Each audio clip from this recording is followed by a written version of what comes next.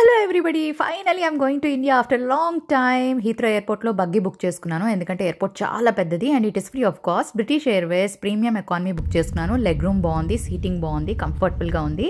So ఇక్కడ ఏదో ఇది ఇచ్చారనమాట.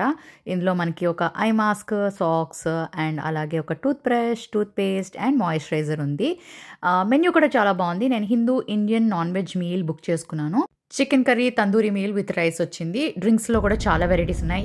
Finally we're taking off. I'm in to the skies. I'm super excited. So ఇది టాయిలెట్ కూడా బాగుంది, నీట్గా ఉంది అండ్ కొంచెం స్పేషియస్గానే అనిపించింది నాకు. ఈ మధ్య ఫ్లైట్ జర్నీస్ అంటే కొంచెం భయం వేస్తుంది కదా. సో ఫైనలీ ఫుడ్ వచ్చేసింది. సో నేను ఆర్డర్ చేసినవన్నీ కరెక్ట్గా వచ్చాయో లేదో చూద్దాం. ఇవి నేను ఆర్డర్ చేసిన డ్రింక్స్కి అంత ఆగలేదు. ఫ్రూట్ సాలెడ్ అండ్ కట్లరీ, అలాగే dessert, bun and water bottle, కొంచెం బటర్ అండ్ చీజ్ కూడా ఇచ్చారు అండ్ అలాగే 2 బిస్కెట్స్. ఇక్కడ బ్రిటిష్ మీల్ కూడా ఉంది, కానీ నేనైతే non veg Indian meal order చేశాను. ఇందులో బటర్ చికెన్ అండ్ రైస్ ఇచ్చేసారు. సో ఇప్పుడు టేస్ట్ చేసేద్దాం. ఫ్రూట్ సలాడ్తో స్టార్ట్ చేశాను. Fruit salad was very yummy. Quality of food is good and butter chicken rice అయితే సూపర్ యమ్మీగా ఉందండి. చాలా టేస్టీగా ఉంది ఫుడ్.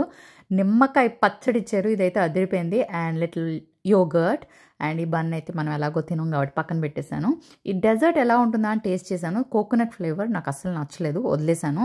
ఇప్పుడు ఎన్ని అవర్స్ ఉందంటే 6 hours 34 minutes ఉంది ముంబైకి. పడుకొని లేచేసరికి మళ్ళీ బ్రేక్ఫాస్ట్ వచ్చేసింది.